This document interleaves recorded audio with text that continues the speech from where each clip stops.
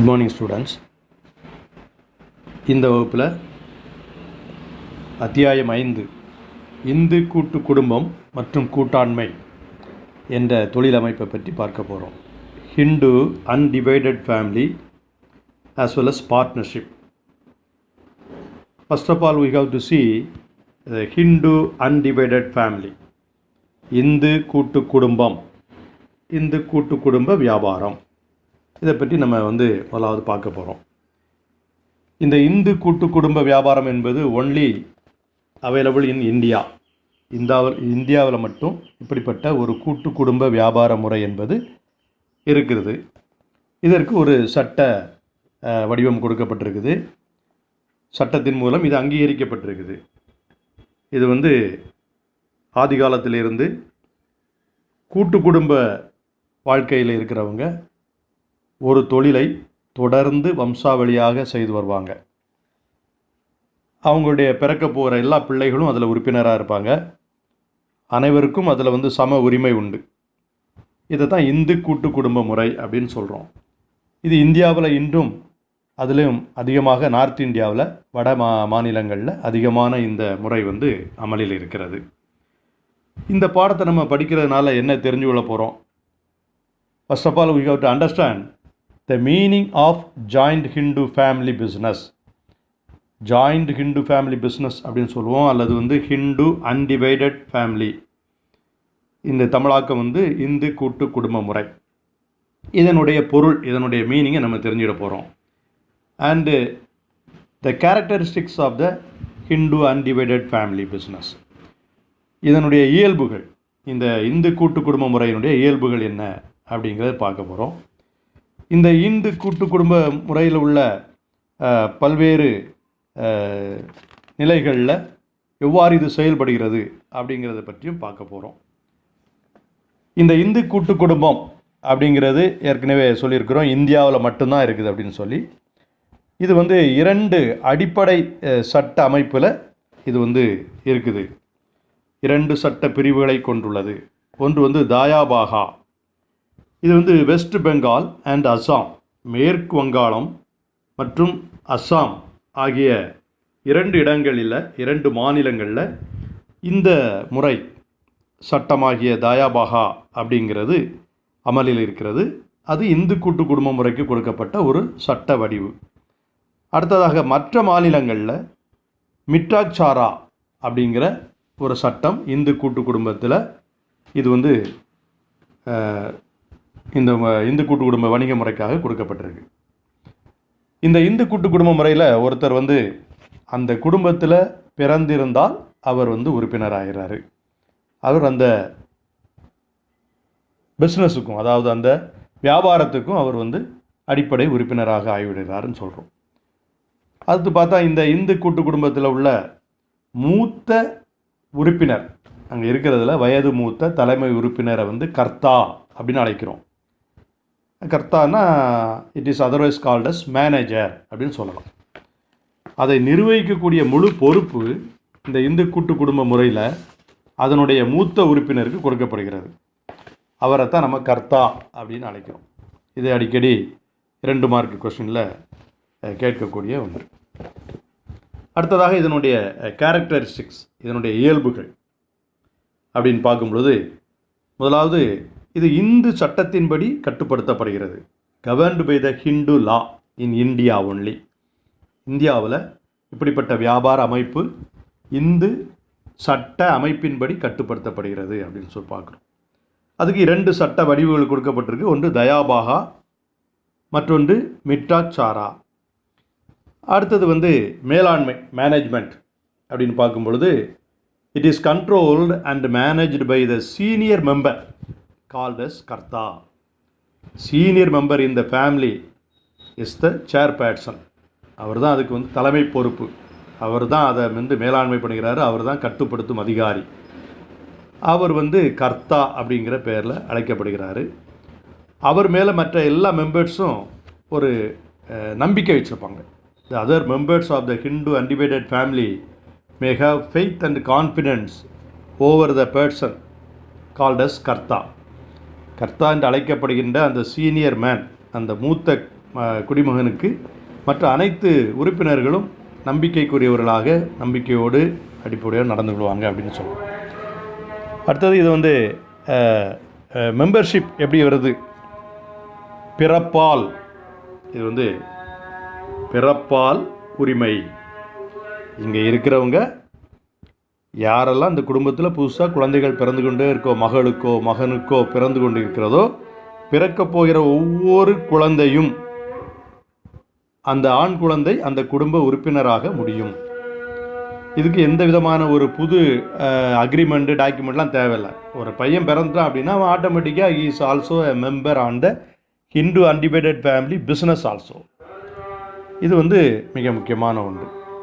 அடுத்ததாக பார்க்குறோம் லயபிலிட்டி, பொறுப்பு.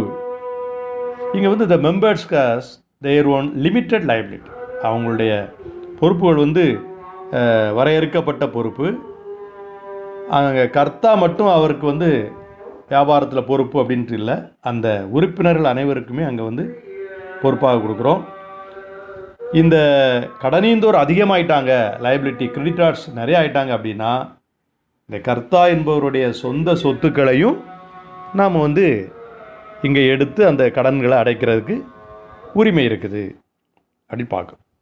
அடுத்ததான கேரக்டரிஸ்டிக்ஸ், இயல்புகள் அப்படின்னு பார்க்கும்பொழுது அடுத்தது நீடித்த வாழ்வு, பெர்மனண்ட் எக்ஸிஸ்டன்ஸ் அப்படின்னு சொல்கிறோம். இந்த வியாபாரம், குடும்ப வியாபாரம் என்பது யாரோ ஒரு ஆள் இறந்து போனாலோ, அல்லது ஒருத்தர் வந்து ஒரு மனநிலை சரியில்லாமல் ஆனாலோ, அல்லது ஒரு பர்டிகுலர் பர்சன் வந்து கடன் ரொம்ப அதிகமாக வாங்கி போயிட்டார் அப்படிங்கிறதுனாலையோ இந்த பிஸ்னஸ் நின்று போகாது. இது தொடர்ச்சியாக செயல்பட்டு கொண்டே இருக்கும். ஏன்னா இதில் நிறைய மெம்பர்ஸ் இருக்கிறாங்க. ஸோ மற்ற மெம்பர்ஸை வச்சு இந்த வாழ்வு, அதாவது இந்த பிஸ்னஸினுடைய காலம் என்பது தொடர்ந்து செயல்பட்டு கொண்டிருக்கும். அங்கே யாரும் அதை வந்து நிறுத்த முடியாது அப்படின்னு சொல்கிறோம். அடுத்து நெக்ஸ்ட் வந்து த இம்ப்ளைடு அத்தாரிட்டி ஆஃப் கர்த்தா, உட்கிடை ஆணை உரிமை, கர்த்தாவினுடைய உட்கிடை அதிகாரம். இந்த கர்த்தா அதாவது தலைமை பொறுப்பாளர், மூத்த உறுப்பினர் கர்த்தான்னு சொல்லப்படுகிறோமே, அவருக்கு வந்து முழுவதுமாக வியாபாரத்தினுடைய அனைத்து செயல்களையும் செய்யக்கூடிய விஷயங்கள் அங்கே கொடுக்கப்படுது. அடமானம் வைக்கலாம், விற்கலாம், ஒரு சொத்துக்களை வாங்கலாம், சொத்துக்களை வங்கியில் கடன் வைத்து கடன் பெறலாம். எல்லா காரியங்களையும் இந்த கர்த்தா என்பவருக்கு முழு உரிமை அங்கே அழைக்கப்படுதுன்னு சொல்கிறோம். அடுத்தது வந்து இளவர் உறுப்பினர், மைனர் பார்ட்னர். அங்கே ஏற்கனவே சொல்லியிருக்கிறோம், இந்த ஹிந்து அன்டிவைடட் ஃபேமிலி எ நியூபார்ன் மேல் child will be a member automatically. பிறந்த உடனேயே ஒரு ஆண் உறுப்பினர், ஒரு ஆண் பையன் பிறந்தானாலே அவன் வந்து பிஸ்னஸில் உறுப்பினர் தான். அப்போது அங்கே வந்து இளவர் மைனர் உறுப்பினராக இருக்கிறதுக்கு எந்த விதமான ஒரு ஆட்சேபனையும் இல்லை. இளவர் அல்லது மைனர் சிறிய வயது பிறந்ததிலிருந்தே அவர் வந்து ஒரு ஆட்டோமேட்டிக்காக ஒரு உறுப்பினர் அப்படிங்கிறது வந்துடும். அடுத்தது த டிசல்யூஷன், கலைப்பு அப்படின்னு சொல்கிறோம்.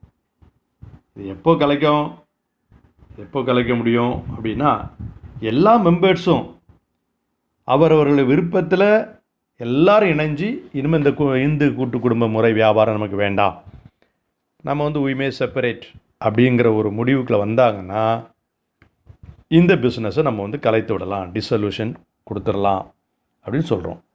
If all the members wants to dissolve the particular business, then the Hindu undivided family business can be dissolved. ஒரு சிங்கிள் மெம்பர் வந்து அதுக்கு வந்து நோ அப்படின்னு சொன்னால் கூட என்ன செய்ய முடியாது, அந்த பிஸ்னஸை டிசால்வ் பண்ண முடியாது. ஒரே ஒரு உறுப்பினர் கூட அதுக்கு மறுப்பு தெரிவித்தால் அதை கலைக்க முடியாது. இதுதான் இந்து அன்டிவைடட் ஃபேமிலி அப்படிங்கிறதுனுடைய அந்த வியாபாரத்தினுடைய ஒரு அமைப்பு. இது வட இந்தியாவில் பல்வேறு குடும்பங்களில் தங்களுடைய சொந்த தொழில் மாதிரி இதை செய்துகிட்டே இருப்பாங்க. அதில் மிக முக்கியமாக இந்த மைன்ஸ், அதாவது தங்களுக்கு தேவை இருக்கக்கூடிய பல்வேறு ஏக்கர் இடங்களில் அங்கே வந்து மார்பிள், கிரானைட் இதெல்லாம் நார்த் இந்தியாவில் அந்த பர்டிகுலர் இடத்துலேருந்து ஒரு குறிப்பிட்ட ஃபேமிலி அப்படியே அதை வந்து செய்துகிட்டே இருப்பாங்க. தங்களுடைய பிள்ளை காலங்களாக அங்கேருந்து வெட்டி எடுத்து அதை ஷேப் பண்ணி அது இந்தியாவின் பல்வேறு இடங்களில் சேல்ஸ் பண்ணியிருப்பாங்க. இதெல்லாம் நார்த் இந்தியாவில் நடக்கக்கூடிய மிக முக்கியமான ஒரு ஹிந்து அன்டிவைடட் ஃபேமிலி அப்படிங்கிறதுனுடைய வியாபாரம்னு பார்க்கும். அடுத்ததாக இதை தொடர்ந்து த next development in the business organisation. முதலாவது பார்த்தோம் தனியாள் வாணிகம், சோல் ட்ரேட் கன்சர்ன், ப்ரொப்ரைட்டர்ஷிப்னு பார்த்தோம். அடுத்ததாக பார்த்தோம் ஹிந்து அன்டிவைடட் ஃபேமிலி, ஒரு குடும்பமாக இணைந்து ஒரு தொழிலை செய்வது. அடுத்தது கூட்டாண்மை, பார்ட்னர்ஷிப் அப்படின்னு சொல்கிறோம். இது தனியாள் வணிகத்திலிருந்து ஒரு எக்ஸ்டென்ஷன் அப்படின்னு சொல்லலாம், ஒரு விரிவாக்கம். தனியாள் வணிகத்திலிருந்து வரக்கூடிய ஒரு விரிவாக்கம் தான் இந்த கூட்டாண்மை அப்படின்னு சொல்கிறோம். தனியாள் வணிகத்தில் மிக முக்கியமான ஒரு டிஸ்அட்வான்டேஜஸ் அப்படின்னா லிமிட்டட் கேபிட்டல், வரையறுக்கப்பட்ட மூலதனம். அங்கே கேபிட்டல் லிமிட்டட் ஆயிடுது. கேபிட்டல் லிமிட்டடாக இருந்தவுடனே சில பெரிய பிஸ்னஸை லாங் டேர்ம் ப்ராசஸில் பண்ண முடியாது. அப்போ இந்த பார்ட்னர் அப்படிங்கிற ஒரு கூட்டாண்மை, கூட இன்னொரு உதவிக்கு ஒரு ஆள் இருந்தால் நல்லாயிருக்கும், இன்னும் கொஞ்சம் மூலதனம் கிடைக்கும், இன்னும் கொஞ்சம் ஒர்க் ஃபோர்ஸ் கிடைக்கும் அப்படிங்கிற ஒரு சூழ்நிலை வரும்பொழுது இந்த கூட்டாண்மை அப்படிங்கிற ஒரு பதம், பார்ட்னர்ஷிப் அப்படிங்கிற ஒரு நிலையை உருவாக்குறோம். அதனால தான் இந்த தனியார் வணிகத்திலிருந்து அடுத்த கட்டமாக ஏற்படுகின்ற ஒரு விரிவாக்கம் தான் கூட்டாண்மை, பார்ட்னர்ஷிப் அப்படின்னு சொல்கிறோம். இங்கே இருவர் அல்லது அதற்கு மேற்பட்டவர்கள் இணையும் பொழுது அங்கே கேபிட்டல் இன்க்ரீஸ்டாக கிடைக்குது, மேனேஜ்மெண்ட் மேலாண்மை திறன் அதிகரிக்கிறது. அடுத்தது ரிஸ்க் பேரிங் கெப்பாசிட்டி, இடர்பாடுகளை ஏற்றுக்கொள்வதற்கு 2-3 பேர் வந்துடுறாங்க. இந்த மாதிரி பண்ணும்போது தொழில் அதிகமாக விரிவாக்கம் செய்வதற்கு வாய்ப்பு இருக்குது. அப்போ தனியாள் வணிகர் ஒரு தனிப்பட்ட முறையில் ஒரு பிரச்சனையை தீர்க்கிறதுக்கு கஷ்டப்பட்டு இருக்கும் பொழுது இந்த பார்ட்னர்ஷிப் அப்படின்னு சொல்கிறதுல இந்த பார்ட்னர்ஸ் அவங்க இணைந்து செயல்படும் பொழுது எந்த பிரச்சனையானாலும் எல்லாரும் இணைஞ்சு அவங்க செயல்பட்டு இதை ஒரு நல்ல நிலைமைக்கு தொழிலை கொண்டு வந்துட முடியும். இதைத்தான் இங்கே இந்த பார்ட்னர்ஷிப்பில் கொண்டு வரோம். இந்த இந்தியாவில் 1932 இந்தியன் பார்ட்னர்ஷிப் ஆக்ட், அதில் இந்திய கூட்டாண்மை சட்டம் பிரிவு 4 படி கூட்டாண்மை அப்படிங்கிறதுக்கு ஒரு வரவிலக்கணம் கொடுக்குறோம். என்ன கொடுக்குறோம்? கூட்டாண்மை என்பது எல்லோரும் சேர்ந்தோ அல்லது எல்லாருக்குமாக ஒருவரோ நடத்தும் தொழிலின் லாபத்தை பகிர்ந்து கொள்ள ஒப்புக்கொண்டவர்களிடையே ஏற்படும் ஒரு உறவு அப்படின்னு சொல்கிறோம். பார்ட்னர்ஷிப் அப்படின்னா is the relation between persons who have agreed to share the profits of a business carried on by all or any of them acting for all. எல்லாருக்கும் ஒருவரோ அல்லது எல்லாருக்காக எல்லாருமோ சேர்ந்து செய்கின்ற இந்த தொழிலில் ஏற்படுகின்ற லாபத்தை பகிர்ந்து கொள்கிறோம் அப்படிங்கிற ஒரு ஒப்புக்கொள்ளப்பட்ட உடன்படிக்கையின் அடிப்படையில் ஏற்பட்ட ஒரு உறவு முறை அப்படின்னு சொல்கிறோம். இது இந்திய கூட்டாண்மை சட்டத்தின் 1932 படி கொடுக்கப்பட்ட வரைவிலக்கணம். இது நமக்கு கட்டாயம் தெரிஞ்சிருக்கணும். மிக முக்கியமான கேள்வியில் இது ஒன்று. அடுத்ததாக மேலை நாடுகளில் ஃபாரின் அவங்க பல்வேறு இலக்கணங்கள் இதுக்கு கொடுத்துருக்குறாங்க. பொருளாதார நிபுணர் ப்ரொஃபஸர் ஹேனே, பேராசிரியர் ஹேனே அப்படிங்கிறவர் என்ன கொடுத்துருக்கிறாரு? தனிப்பட்ட லாபங்களுக்காக ஒரு வியாபாரத்தை நடத்த ஒப்புக்கொண்ட நபர்களுக்கு இடையே நிலவும் உறவே கூட்டாண்மை. லாபம் வேணும், அதான் தனிப்பட்ட நோக்கம். அதற்காக 1-2 பேர் இணைந்து கொள்கிறார்கள். அவர்களுக்குள்ள ஒரு ரிலேஷன்ஷிப், ஒரு அக்ரீடு ரிலேஷன்ஷிப், ஒப்புக்கொள்ளப்பட்ட, இதைத்தான் கூட்டாண்மைன்னு சொல்கிறோம் அப்படிங்கிறார். அடுத்தது ஸ்பிரிகில் அப்படிங்கிற ஒருத்தர். ஸ்பிரிகில் என்ன சொல்கிறாரு? கூட்டாண்மையில் 2 அல்லது 2க்கு மேற்பட்ட நபர்கள் அனைவரும் கூட்டாண்மைக்கு பொறுப்புகளுக்கு கடமைப்பட்டவர்கள். ஒவ்வொரு கூட்டாளியுடைய நடவடிக்கையும் மற்ற கூட்டாளிகளை கட்டுப்படுத்தும். ஒரு ஆள் ஒரு செயலை செய்தால் கூட, ஒரு கொள்முதல் பண்ணுறாரு அல்லது ஒரு விற்பனையை செயல்படுத்துகிறாரு, அது எல்லாரும் சேர்ந்து செய்த மாதிரி தான். எல்லாருக்கும் அந்த நடவடிக்கையில் ஈடுபாடு அப்படின்னு சொல்லி இன்னொரு வரைவிலக்கணம் கொடுக்கப்படுகிறது. அடுத்ததாக இந்த கூட்டாண்மை அப்படின்னா அதனுடைய இயல்பு என்ன? what are the characteristics of partnership அப்படின்னு சொல்கிறோம். First of all contractual relationship, உடன்பாட்டு உறவு அப்படின்னு சொல்கிறோம். 3 பேர் சேர்ந்து ஒரு பிஸ்னஸ் ஆரம்பிக்கிறாங்க, அவங்களுக்குள்ள ஒரு உடன்பாடு, யார் யார் எவ்வளவு கேபிட்டல் கொண்டு வரணும், யார் ஆக்டிங் பார்ட்னராக இருக்கிறா, யார் இந்த பார்ட்னர்ஷிப் உள்ள பிஸ்னஸுக்குள்ளே ஈடுபடாமல் வெளியில் இருந்துக்கிறாங்க, ஸ்லீப்பிங் பார்ட்னர். அடுத்தது இந்த ப்ராஃபிட் லாஸ் ஷேரிங் ரேஷியோ எப்படி, லாப நட்ட பகிர்வு விகிதங்கள் எப்படி, இப்படியெல்லாம் அவங்க ஒரு இந்த விஷயங்களெல்லாம் ஆராய்ந்து ஒரு ஒப்பந்தத்தை ஏற்படுத்திடுறாங்க. அதான் கான்ட்ராக்சுவல். ஸோ அந்த கான்ட்ராக்சுவல் ரிலேஷன்ஷிப், உடன்பாட்டின்படி ஏற்படுகின்ற ஒரு உறவு, அந்த உறவுக்குள்ளே வருகின்ற இவர்கள் கூட்டாண்மை அப்படின்னு சொல்கிறோம். அடுத்தது நம்பர் 2, இதனுடைய கேரக்டரிஸ்டிக்ஸ் எப்படி இருக்கும் அப்படின்னா, ப்ளூராலிட்டி ஆஃப் பர்சன்ஸ், பல நபர்கள் ஒன்றிணைதல். இங்கே ஒன்றுக்கு மேற்பட்ட நபர்கள் அங்கே இணைஞ்சிருப்பாங்க. இந்த ஒன்றுக்கு மேற்பட்ட நபர்கள் இணைந்து ஒரு குறிப்பிட்ட தொழிலை செய்து அதில் நமக்கு லாபம் கிடைத்து அந்த லாபத்தை பகிர்ந்து கொள்ளும். அப்போ மினிமம் 2 மெம்பர்ஸ், 2 பேர், அதிலிருந்து நம்பர் இன்க்ரீஸ் ஆகிடுது. இதை நம்ம கூட்டாண்மையில் பன்முகத்தன்மை அல்லது ப்ளூராலிட்டி ஆஃப் பர்சன்ஸ், பல நபர்கள் ஒன்றிணைதல். இங்கே நம்ம மேக்ஸிமம் நம்பர் எப்படி வச்சுக்கிடுறோம், இது வங்கி தொழிலாக இருந்தால் 10 to the maximum of 10 if it is a banking business. மற்ற தொழிலாக இருந்தால் 20, மற்ற எந்த விதமான ஒரு பிஸ்னஸாக இருந்தால் அங்கே 20 பேர் இருந்துக்கலாம் அப்படிங்கிற ஒரு நிலையை இந்த கூட்டாண்மையில் கொண்டு வரோம். அடுத்தது த எக்ஸிஸ்டன்ஸ் ஆஃப் பிஸ்னஸ் அப்படின்னு சொல்கிறோம். வணிகத்தன்மை, இந்த அக்ரிமெண்ட் எவ்வளோ நாளைக்கு இருக்குதோ அது வரைக்கும் இந்த பிஸ்னஸ் நிலைத்து நிற்கும். இந்த பார்ட்னர்ஷிப் அக்ரிமெண்ட், கூட்டாண்மை ஒப்பாவனம், அதன் அடிப்படையில் இது சட்ட ரீதியாக அங்கீகரிக்கப்படுகிறது அப்படின்னு சொல்கிறோம். இது சட்ட ரீதியாக அங்கீகரிக்கப்படுகின்ற ஒன்றாக அமைந்து விடுகிறது. அடுத்ததாக ஷேரிங் ப்ராஃபிட்ஸ், லாப பகிர்வு, ஷேரிங் ஆஃப் ப்ராஃபிட்ஸ். இங்கே நமக்கு இந்த பிஸ்னஸ் எதுக்காக எடுக்கிறோம், இந்த business is carried out only to earn business profit. அப்போ இந்த ப்ராஃபிட்டை எப்படி ஷேர் பண்ணிக்கிடுறது among all the partners, by the agreement. அங்கே ஏற்கனவே சொல்லியிருப்பாங்க 3:2:1, 1:1:2, எந்த ரேஷியோவில் அவங்க அக்ரி பண்ணியிருக்கிறாங்களோ அந்த அக்ரீடு ரேஷியோவில் த ப்ராஃபிட்ஸ் வில் பி ஷேர். அதை தான் அங்கே லாப பகிர்வு தன்மை அப்படின்னு சொல்லி. அடுத்தது பரஸ்பர முகமை அப்படின்னு சொல்கிறோம். த மியூச்சுவல் ஏஜென்சி, பரஸ்பர முகமை அப்படின்னா என்ன, அதாவது இங்கே ரிலேஷன்ஷிப் தான் மிக முக்கியம். உறவு, 3 பேர் சேர்ந்து பிஸ்னஸ் பண்ணுறோன்னா 3 பேருக்கும் உள்ள நல்ல நம்பிக்கை, 3 பேரும் ஒத்துப்போகக்கூடிய நல்ல எண்ணங்கள், சிந்தனைகள், ஒருவரை குறை சொல்லாமல், ஒருவரை சந்தேகப்படாமல், இப்படிப்பட்ட நல் உறவு இருக்கணும். அதுதான் பரஸ்பர முகமை அப்படின்னு சொல்கிறோம்.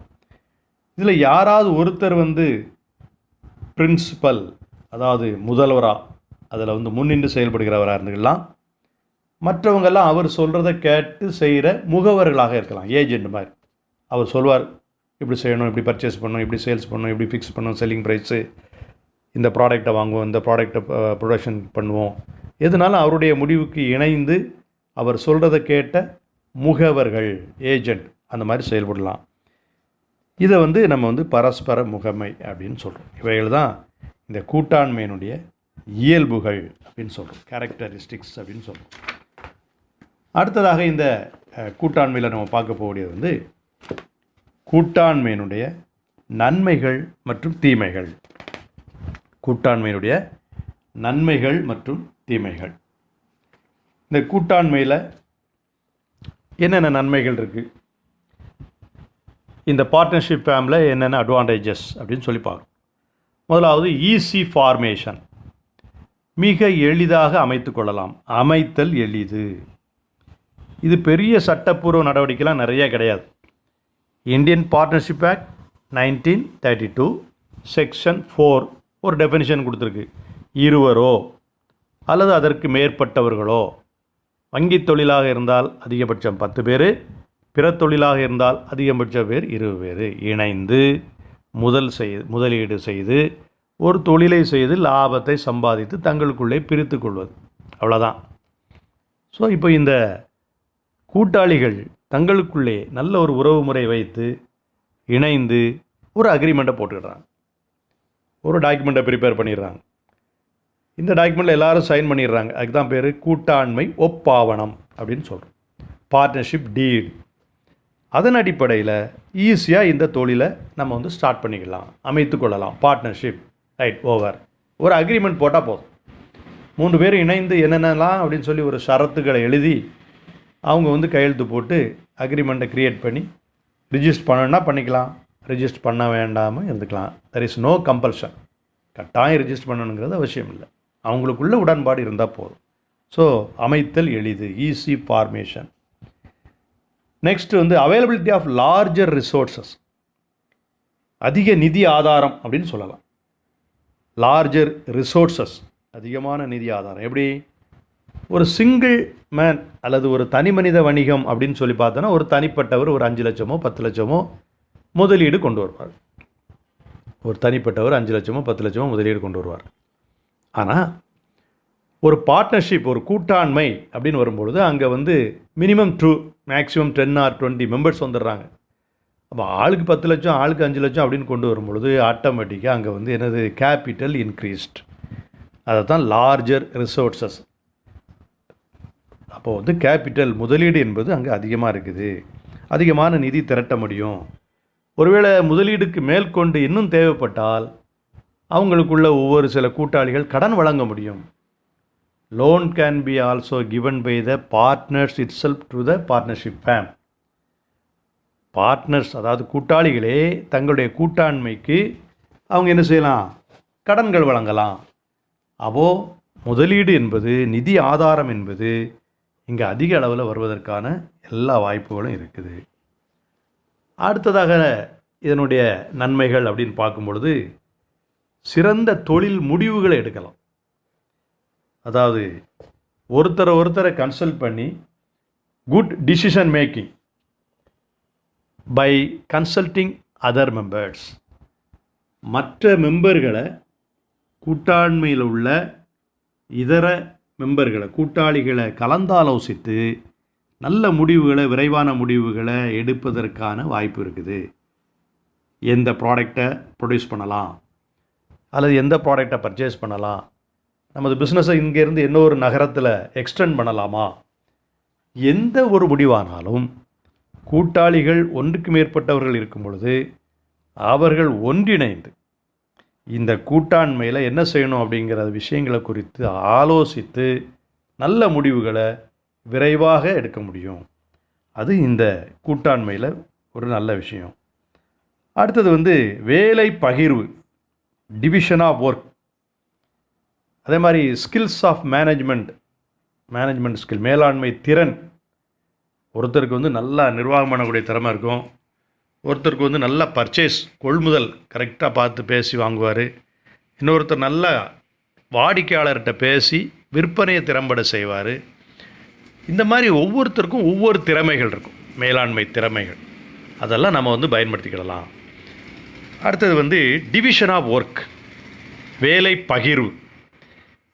நமக்கு இருக்கிற ஒட்டுமொத்த தொழிலில் இருக்கிற, பிஸ்னஸில் இருக்கிற செயல்பாடுகளை பிரித்து கொள்ளலாம். யார் கொள்முதலை பார்த்துக்கொள்வது, யார் வாகனங்களெல்லாம் மெயின்டைன் பண்ணிடுறது, யார் வந்து வாடிக்கையாளர் பிரிவை வந்து பார்த்துக்கொள்வது, இது மாதிரி மெயின்டெனன்ஸ் யார் பார்த்துக்கொள்வது, வங்கியில் ஃபைனான்ஸ் பண்ணுறது, அந்த மாதிரி வேலைகளெல்லாம், கணக்கு வழக்கு அக்கௌண்ட்ஸ் மெயின்டெனன்ஸ் யார் பண்ணிக்கொள்வது. இந்த மாதிரி வேலை பகிர்வு, டிவிஷன் ஆஃப் ஒர்க் அப்படிங்கிறது கூட்டாண்மையில் அந்த கூட்டாளிகளுக்கு இடையே செய்யக்கூடிய மிக முக்கியமான விஷயமா இருக்குது. இதனால் அனைத்து துறைகளையும் அந்தந்த துறைகளில் ஆர்வம் உள்ளவர்கள் அதில் இறங்கி மிக நல்லா நிர்வாகம் பண்ணுவதற்கான வாய்ப்புகளை நம்ம ஏற்படுத்தி கொள்ளலாம். இது கூட்டாண்மையில் ஒரு மிக முக்கியமான ஒரு அட்வான்டேஜஸ். அடுத்ததாக பார்க்கும்போது இந்த ரிஸ்க் ஷேரிங், இடர்பாடுகளை பகிர்ந்து கொள்ளுதல். எந்த ஒரு பிஸ்னஸாக இருந்தாலும் அங்கே வந்து ரிஸ்க் இருக்கும். அடிப்படையாக என்ன சொல்கிறான், profit is the reward for risk bearing. லாபம் என்பதே இடர்பாடுகளை ஏற்று சந்தித்து செயல்படுவதற்காக கொடுக்கப்படக்கூடிய ஒரு சன்மானம். Profit is the reward for risk bearing. அப்போ பிஸ்னஸ்னாலே அங்கே ரிஸ்க் இருக்குதுன்னு அர்த்தம். இந்த இடர்பாடுகளை ஒன்றுக்கு மேற்பட்ட கூட்டாளிகள் இருக்கும்போது, if there is more number of partners in the partnership firm, then they will share it. அங்கே இருக்கிற கஷ்ட நஷ்டங்களை அவங்க ஒருத்தருக்கு ஒருத்தர் பகிர்ந்து கொண்டு கொஞ்சம் கொஞ்சமாக எல்லோரும் சேர்ந்து இணைஞ்சு செய்வதற்கான வாய்ப்புகளை இங்கே வந்து கூட்டாண்மை வந்து செயல்படுத்துது. அது நமக்கு வந்து நல்ல ஒரு நன்மையாக இந்த பார்ட்னர்ஷிப்பில் இருக்குது. அடுத்ததாக பார்க்கும் பொழுது அன்லிமிட்டெட் லைபிலிட்டி, வரையறா பொறுப்பு. கூட்டாளிகள் எவ்வளவு முதல் போட்டிருக்கிறாங்களோ அந்த முதலுக்கு மட்டும்தான் பொறுப்பு. அவங்களுடைய சொந்த சொத்துக்கள் எந்த வகையிலையும் இங்கே பொறுப்பாகாது. தனியார் வணிகத்தில் என்ன பார்த்தோம், இந்த இண்டிவிஜுவல் சோல் ட்ரேட் ப்ரொப்ரைட்டர்ஷிப்பில் கடனீந்தோருக்கு செலுத்த வேண்டியதற்கான பணம் நம்ம பிஸ்னஸில் இல்லைன்னா அந்த தனியார் வணிகத்தினுடைய சொந்த சொத்துக்களையும் எடுத்துக்கலாம்.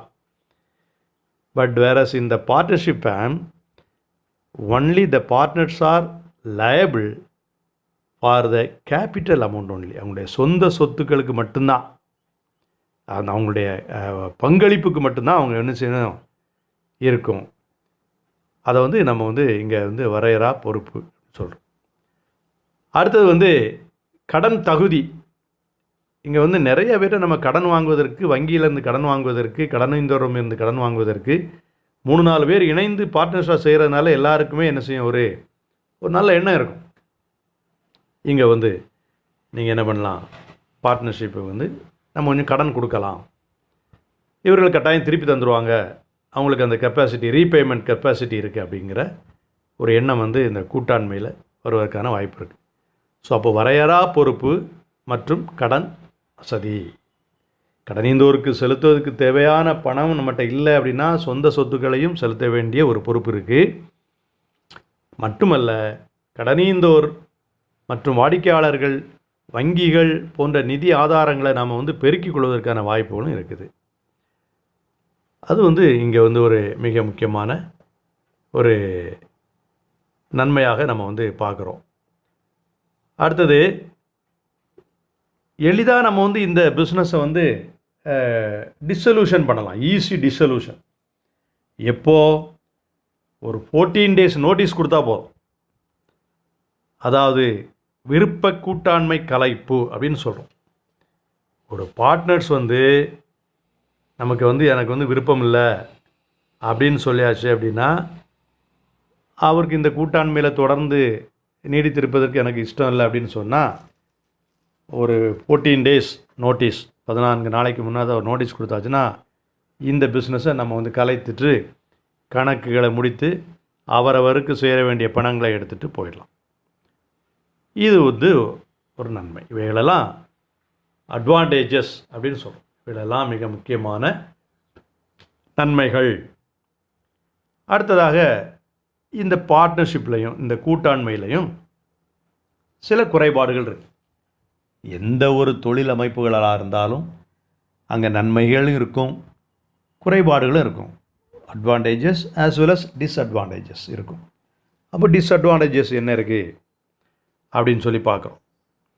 இங்கே வந்து முதலாவது லேக் ஆஃப் ஹார்மோனி அப்படின்னு சொல்கிறோம் ஆங்கிலத்தில். இணக்கமின்மை. கூட்டாளிகளுக்குள்ள ஆரம்பிக்கும்போது நல்லா தான் இருப்பாங்க. கொஞ்ச நாள் போக போக பெரிய லாபம் ஒன்றும் வரல, அல்லது அதிகமான ரிஸ்க்காக இருக்குது, இதில் என்ன பெரிய, அவர் ஒரு ஆள் மட்டும் தனிப்பட்ட முறையில் நிறைய முடிவுகளை எடுக்கிறாரு, அது எனக்கு பிடிக்கல, இப்படி எப்படியோ பல விஷயங்களில் ஒருவருக்கொருவர் இணைந்து செல்லக்கூடிய நிலை இல்லாமல் சில மனக்கசப்புகள் ஏற்படுகிறது, முரண்பாடுகள் ஏற்படுகிறது, வாய்ப்பு இருக்குது அப்படின்னு சொல்கிறோம். அப்போ இப்படிப்பட்ட விஷயங்களை வந்து இணக்கமற்ற நிலை அப்படின்னு சொல்கிறோம். இதனால் சில குறைபாடுகள் வந்து அப்படியே அவங்க வந்து கூட்டாண்மையை கலைக்கக்கூடிய சூழ்நிலை வந்து விடுகிறது தொழிலை வந்து விட்டுட்டு அப்படி போகிற மாதிரி சில நேரங்களில் இருக்குது. ஒருத்தருக்கு ஒருத்தர் நல்ல எண்ணங்கள் இல்லாமல் மாறிவிடக்கூடிய ஒரு தன்மை. அடுத்தது வந்து சட்டப்பூர்வ நிலையின்மை அப்படின்னு சொல்கிறோம். இங்கே வந்து லீகல் ஸ்டேட்டஸ், அதாவது சட்டத்தின் நிமித்தமாக நமக்கு ஒரு பிடி தனியாக கிடையாது. நாம் தான் அக்ரிமெண்ட் போட்டுக்கிடுறோம். Among the partners they may have their own partnership deed. அப்போ அவங்க என்றைக்கு நினைக்காங்களோ 14 நாள் நோட்டீஸ் கொடுத்துட்டு விலகிக்கலாம்.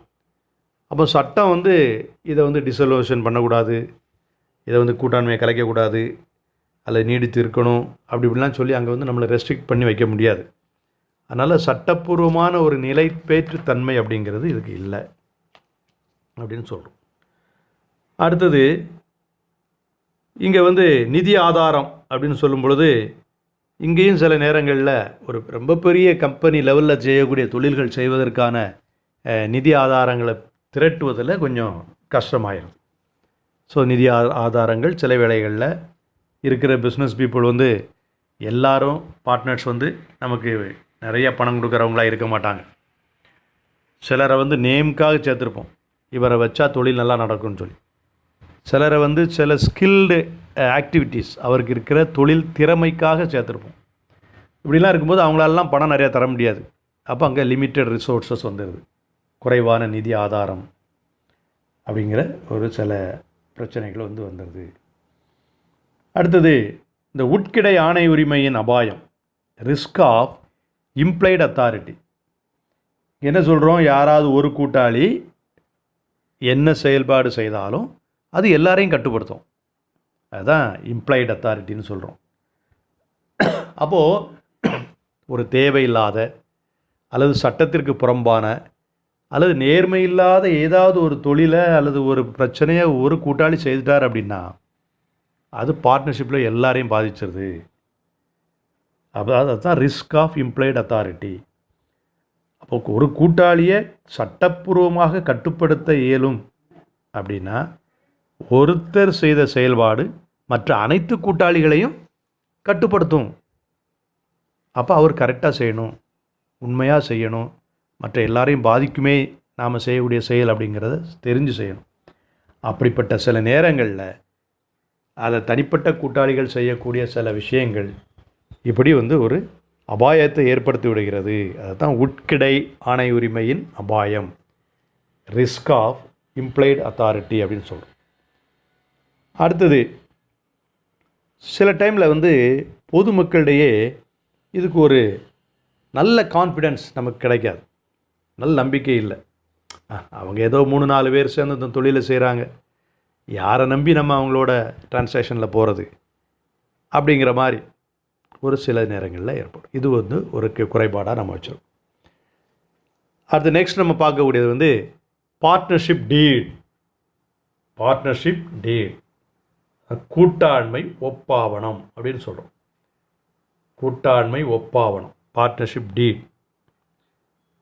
கூட்டாளிகள் அனைவரும் சேர்ந்து தாங்கள் எடுக்கக்கூடிய அனைத்து முடிவுகளையும் உடன்பாட்டையும் எழுத்து வடிவில் எழுதி அனைவரும் அதை ஒப்புக்கொள்வதை வந்து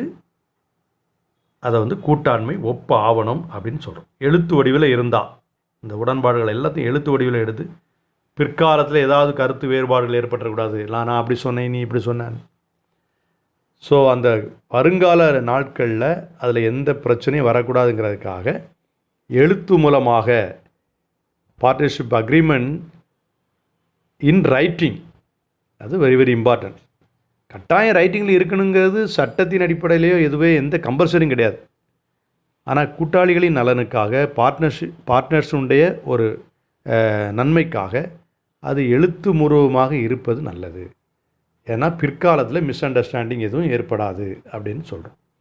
இதைத்தான் நம்ம கூட்டாண்மை ஒப்பாவணம், ஒப்புக்கொள்ளப்பட்ட அனைத்து கூட்டாளிகளாலும் ஒப்புக்கொள்ளப்பட்ட எழுத்து மூலமாக உருவாக்கப்பட்டிருக்கின்ற ஒரு ஆவணம், அதுதான் பார்ட்னர்ஷிப் டீட், கூட்டாண்மை ஒப்பாவணம். இந்த கூட்டாண்மை ஒப்பாவணத்தில் என்னெல்லாம் இருக்கும்? What are the various contents of partnership deed? கூட்டாண்மை ஒப்பாவணத்தினுடைய உள்ளடக்கங்கள் என்ன? முதலாவது, இந்த கூட்டாண்மைக்கு என்ன பெயர் வைக்க போகிறோம்? 5 பேர் சேர்ந்து பிஸ்னஸ் பண்ண போகிறாங்க, என் பேர் வைக்கவா உன் பேர் வைக்கவா, அங்கே பிரச்சனை வரும். உடனே முதல்ல ஒரு common name, they will select a common name, ஒரு பொதுவான ஒரு பேரை செலக்ட் பண்ணி அதை எல்லார்ட்டையும் எழுதி கையெழுத்து வாங்கிடுவாங்க. இந்த பெயருக்கு நாங்கள் எல்லோரும் ஒப்புக்கொள்கிறோம், அதான் ஒரு நேம் என்ன அப்படிங்கிறத அங்கே எழுதியிருப்பாங்க. அடுத்தது அது என்ன பிஸ்னஸ் பண்ண போகுது, the nature of proposed business of the partnership firm. என்ன பிஸ்னஸ் பண்ண போகிறோம், என்னென்ன பொருட்களை கொள்முதல் பண்ணி விற்பனை பண்ண போகிறோம், அல்லது உற்பத்தி சார்ந்ததாக இருந்தால், ப்ரொடக்ஷன் ஓரியன்டாக இருந்தால் என்ன பொருளை உற்பத்தி பண்ண போகிறோம், எங்கே ரா மெட்டீரியல் வாங்க போகிறோம், இந்த ஃபினிஷ்டு ப்ராடக்டை எங்கெல்லாம் சேல்ஸ் பண்ணி எப்படிலாம் நம்ம கொடுக்க போகிறோம், எல்லா விஷயங்களும் இந்த நேச்சர் ஆஃப் ப்ரப்போஸ்டு பிஸ்னஸை வந்து அங்கே வந்து நம்ம வந்து எழுதிடும். அடுத்து நெக்ஸ்ட்டு மூன்றாவது பார்ட்னர்ஷிப் டீடில் இருக்கக்கூடிய பாயிண்ட்ஸ் என்ன அப்படின்னா, டியூரேஷன் ஆஃப் பார்ட்னர்ஷிப். இந்த கூட்டாண்மையினுடைய கால வரையறை. அது எதுக்காக கால வரையறை வைக்கிறோம், சில வேளைகளில் சில பார்ட்னர்ஷிப் அப்படிங்கிறது for restricted period of 3 years 2 years 5 years அப்படி இருக்கும். ஒரு குறிப்பிட்ட தொழிலை செய்து முடிக்கிறதுக்கு ஒரு கான்ட்ராக்ட் எடுக்கிறாங்க. ஒரு 50 கிலோமீட்டர் தூரத்துக்கு ஒரு ரயில்வே லைன் போடணும், அல்லது கடலுக்குள்ளே பாம்பன் பாலம் கட்டணும், ஒரு 7 years கான்ட்ராக்ட். அந்த 7 ஆண்டுகளுக்கு மட்டும் அந்த பார்ட்னர்ஷிப் டீடு இருக்கும், அந்த கூட்டாண்மை இருக்கும். அந்த 7 ஆண்டுக்குள்ளே அந்த ஒர்க்கை முடித்து எல்லாம் கணக்கை முடித்த உடனே அதை வந்து டிசால்வ் பண்ணிடுவாங்க. அதனால தான் அங்கே வந்து எவ்வளவு நாளுக்கு இருக்குது டியூரேஷன் ஆஃப் பார்ட்னர்ஷிப் அப்படின்னு கேட்குறோம். அதை பற்றி அங்கே கால வரையறையை பற்றி சொல்லிடுறோம். அடுத்தது கேபிட்டல், கான்ட்ரிபியூஷன் ஆஃப் கேபிட்டல், மூலதனம் வழங்குதல். ஒவ்வொரு கூட்டாளிகளும் எவ்வளவு மூலதனம் கொண்டு வராரு, இல்லை யாராவது ஒருத்தர் மூலதனமே வழங்கலை, அவர் வந்து அவர்கிட்ட இருக்கிற ஸ்கில், அவர்கிட்ட இருக்கிற தொழில் திறன், அதுக்காக அவரை சேர்த்துக்கிடுறோம், அதையும் எழுதிடுறோம். இந்த குறிப்பிட்ட பார்ட்னருக்கு வந்து லாபத்தில் பங்கு கொடுப்போம், அவர் திறமையான ஒரு ப்ரொடக்ஷன் ஓரியன்ட்னு வச்சுக்கேன், ஒரு உற்பத்தி தொழில் சார்ந்ததில் அவருக்கு தான் அந்த டெக்னிக்கல் ஆஸ்பெக்ட் எல்லாம் தெரியும். அதனால் அவர் கேபிட்டலே கொண்டு வர மாட்டார், மூலதனமே போட மாட்டார், பட் அவர் வந்து ஒரு கூட்டாளி, அதையும் இங்கே ரெக்கார்ட் பண்ணிடும். அடுத்தது வந்து த பார்ட்னர்ஸ் வந்து வித்ட்ராயல், அதாவது ட்ராயிங்ஸ் அப்படின்னு சொல்லுவோம். சொந்த செலவுக்கு தங்களுடைய பிஸ்னஸ்லேருந்து அப்பப்போ இந்த கூட்டாளிகள் பணங்களை எடுத்துக்கிடலாம். கூட்டாண்மையிலிருந்து பணம் எடுக்கிற தொகை, அதுதான் பார்ட்னர்ஸ் வித்ட்ராயல்னு சொல்கிறோம். இது எவ்வளோ எடுத்துக்கலாம், எப்பப்போ எடுத்துக்கலாம், ஒரு வருஷத்துக்கு எத்தனை ரூபா எடுத்துக்கலாம், இதுக்கு வட்டி உண்டா, இதையெல்லாம் பற்றி பதிவு செய்யக்கூடிய இந்த அம்சத்தை வந்து நம்ம இங்கே இதில் வந்து சொல்லிடுறோம். அடுத்தது த ப்ராஃபிட் அண்ட் லாஸ் ஷேரிங், லாப நட்ட பகிர்வு விகிதங்கள். பிஸ்னஸில் சில வருஷம் நஷ்டம் ஏற்படும், அப்புறம் 2 வருஷம் கழித்து லாபம் வரும், தொடர்ச்சியாக லாபங்கள் வரலாம். லாப நஷ்டங்களை இந்த கூட்டாளிகளுக்கிடையே எந்த அடிப்படையில் பகிர்ந்து கொள்வது, அதை இங்கே நம்ம வந்து இந்த பார்ட்னர்ஷிப் டீட், கூட்டாண்மை ஒப்பாவணத்தில் சொல்லிடுறோம். அடுத்தது மூலதனத்தின் மீது வட்டி, இன்ட்ரெஸ்ட் ஆன் கேபிட்டல். கேபிட்டல் போடுறோம் இல்லையா, மூலதனம் போடுறோம், ஒன்று சொல்லுவான் லாபம் எப்போ கிடைச்சாலும் கிடைக்கட்டும், ஆனால் வருஷத்துக்கு எனக்கு வட்டி இவ்வளோ வேணும், மினிமம் ஒரு 6% வட்டி தரணும், 7% வட்டி தரணும் அப்படின்னு சொல்லி சில பார்ட்னர்ஸ் டிமாண்ட் பண்ணுவாங்க. அப்போது அதையும் நம்ம வந்து இந்த பார்ட்னர்ஷிப் டீடில், அதாவது கூட்டாண்மை ஒப்பாவணத்தில் நம்ம அங்கே வந்து எழுத்து மூலமாக எழுதிடுறோம். முதல் மீது வட்டி என்ன, அதே மாதிரி எடுப்பு மீது withdrawal, the interest on withdrawal or interest on drawings. கூட்டாளி தனது சொந்த செலவுக்கு எடுத்துகிட்டு போகிற இந்த பணத்திற்கு வட்டி, எடுப்பு மீது வட்டி, அதுவும் நம்ம வந்து எவ்வளோ கொடுத்துரும். The next aspect, the loan from individual partner, கூட்டாளிகளிடமிருந்து கடன் பெறுதல். ஒரு கூட்டாளி வந்து எக்ஸஸாக கொஞ்சம் ஃபண்ட் வச்சுருக்காரு, ஒன்று அவர்கிட்ட கேட்குறோம், நீங்கள் கொஞ்சம் apart from their own capital, அவருடைய மூலதனத்துக்கு மேற்கொண்டு நீங்கள் கொஞ்சம் பணம் கடன் கொடுங்க, அதுக்கு நாங்கள் இவ்வளோ வட்டி தரோம். ஸோ அதை குறித்து எழுதிக்கொள்ளலாம். அதை வந்து கூட்டாண்மை போனதில் ஒரு மிக முக்கியமான விஷயம். அடுத்தது வந்து account maintenance, keeping of accounts. என்னென்ன முறையில் அக்கௌண்ட்ஸ் வந்து மெயின்டைன் பண்ணுறோம், யார் வந்து செக் சைனிங் அத்தாரிட்டி, வங்கி நடவடிக்கைகளை செய்கிறது யார், ஒருவரா இருவரா 2 பேருக்கு மேற்பட்டவர்களா, அல்லது எல்லோரும் சேர்ந்து ரெசல்யூஷன் போட்டு ரெசல்யூஷன் பேஸ் பண்ணி ஒரு ஆள் சைன் பண்ணுறாரா. ஸோ அந்த மாதிரி விஷயங்களெல்லாம் அக்கௌண்ட் கீப்பிங் அதெல்லாம் நம்ம இங்கே வந்து எழுதிடுறோம். கூட்டாண்மை ஒப்பாவனத்தில். அடுத்தது வந்து இந்த ஆக்டிங் பார்ட்னர்ஸ் இருப்பாங்க, 2-3 பேர் அதிகமாக வந்து உழைப்பாங்க, அவங்களுக்கு சேலரி கொடுத்தோம், சம்பளம். இன்னும் சில பார்ட்னர்ஸ் வந்து வெளியில் தான் இருப்பாங்க, பர்ச்சேஸ் பண்ணி கொடுப்பாங்க, சேல்ஸ் பண்ணி கொடுப்பாங்க, அதில் தங்களுடைய இன்வால்மெண்ட் வச்சுருப்பாங்க. அப்போ அவங்களுக்கு சில கமிஷன் கொடுப்போம். So salary and commission fixed to the individual partners.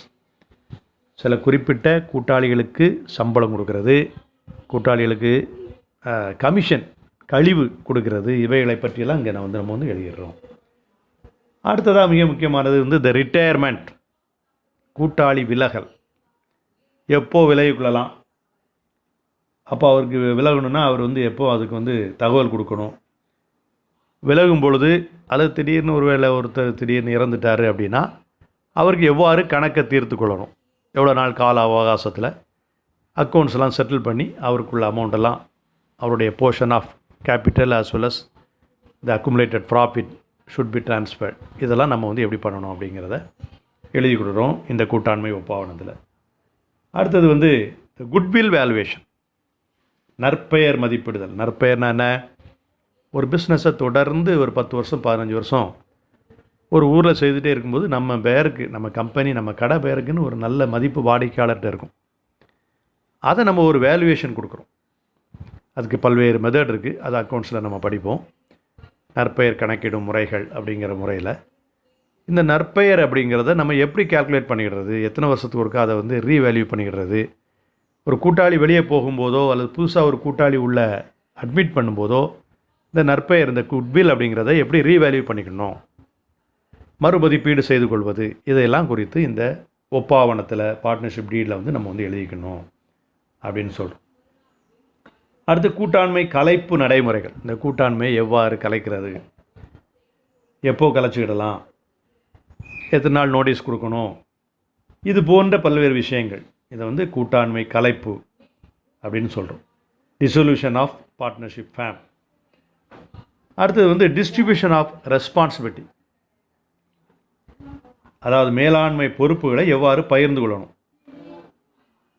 ஒரு 5 கூட்டாளி இருக்காங்க, 7 கூட்டாளி இருக்காங்க, அந்த மேனேஜ்மெண்ட் ரிஸ்க்கு, மேனேஜ்மெண்ட்டுக்கு செய்ய வேண்டிய நம்ம ரெஸ்பான்சிபிலிட்டியை எப்படி எப்படி பிரிச்சுக்கிடுறது, அதை சொன்னோம். சேல்ஸ் யார் பார்க்குறது, பர்ச்சேஸ் யார் பார்க்குறது, அக்கௌண்ட்ஸ் யார் பார்க்குறது, பேங்க் டிரான்சாக்ஷன் யார் பார்க்குறது, ப்ரொடக்ஷனில் யார் அதிகமான இன்வால்மெண்ட் வச்சுக்கிடுறது, இந்த வெஹிக்கிள்ஸ்லாம் யார் மெயின்டைன் பண்ணிடுறது, கவர்மெண்ட்டுக்கு கொடுக்கக்கூடிய இன்கம் டேக்ஸு, சேல்ஸு, சர்வீசஸ்ஸு, இந்த மாதிரிலாம் வந்து நம்ம அங்கே வந்து பகிர்ந்து கொடுக்குறோம். அதைத்தான் பொறுப்பு பகிர்வு, நமக்கு இருக்கிற லயபிலிட்டிஸை வந்து பொறுப்புகளை பகிர்ந்து கொள்ளுதல். ஸோ இப்படிப்பட்ட இந்த விஷயங்கள் எல்லாத்தையும் உள்ளடக்கின்ற இந்த ஆவணத்தை தான் ஒப்பாவணம். இதெல்லாம் எழுத்து மூலமாக எழுதி எல்லாத்தையும் கையெழுத்து வாங்கிடும். அதாவது கூட்டாண்மையினுடைய பேரிலிருந்து அதனுடைய மூலதனம், கூட்டாளிகளுடைய பொறுப்பு, கடன் தரும் வழக்கம் மற்றும் முதல் மீது வட்டி, எடுப்பு மீது வட்டி, அப்புறம் வந்து கடன் மீது வட்டி, அக்கௌண்ட்ஸ் கீப்பிங், கணக்குகள் எவ்வாறு வைத்துக்கொள்வது, கூட்டாளிகளுக்கு சம்பளம் மற்றும் கழிவு வழங்குதல், ஒரு கூட்டாளி விலகி போனால் அதுக்கு என்ன நாம்ஸு, இப்படிலாம் எல்லா விஷயங்களையும் நம்ம வந்து இங்கே வந்து எழுதி ரெக்கார்ட் பண்ணிடுறோம். அதுக்கு தான் கூட்டாண்மை ஒப்பாவணம், பார்ட்னர்ஷிப் டீட் அப்படிங்கிறது பேர். சரிதானா? ஸோ அப்போ இன்றைக்கி நம்ம இந்த கிளாஸில் என்னெல்லாம் படிச்சிருக்கிறோம். முதலாவது ஹிந்து அன்டிவைடட் ஃபேமிலி, இந்து கூட்டு குடும்ப வியாபார முறை. அது இந்தியாவில் மட்டும் இருக்குது அப்படின்னு படித்தோம். அதுக்கு 2 சட்ட பிரிவுகள், தயாபாகா, மிக்டக்சாரா என்ற 2 சட்ட பிரிவுகளின் அடிப்படையில் இருக்குது அப்படின்னு சொல்லி அதனுடைய இயல்புகள்லாம் பார்த்தோம். அடுத்ததாக தனியார் வணிகத்திலிருந்து அடுத்த ஸ்டெப், அதிலேருந்து ஒரு விரிவாக்கம் கூட்டாண்மை அப்படின்னு பார்க்குறோம். அது இந்திய கூட்டாண்மை சட்டம் 1932 செக்ஷன் 4 அதன் அடிப்படையில் நமக்கு வந்து சட்ட வரைவு கொடுக்கப்பட்டு இலக்கணங்கள் வரையறுக்கப்பட்டு அதன் அடிப்படையில் இருக்குதுன்னு பார்த்தோம். இந்த கூட்டாண்மையினுடைய இயல்புகள் என்ன, அதனுடைய நன்மை தீமைகள் என்னன்னு பார்த்துருக்குறோம். இது மிக மிக முக்கியமான ஒரு பகுதி. இதை மிக நன்றாக படித்து நீங்கள் வந்து டெஸ்ட் எழுதுவதற்கு தயாராக இருந்துக்கணும்.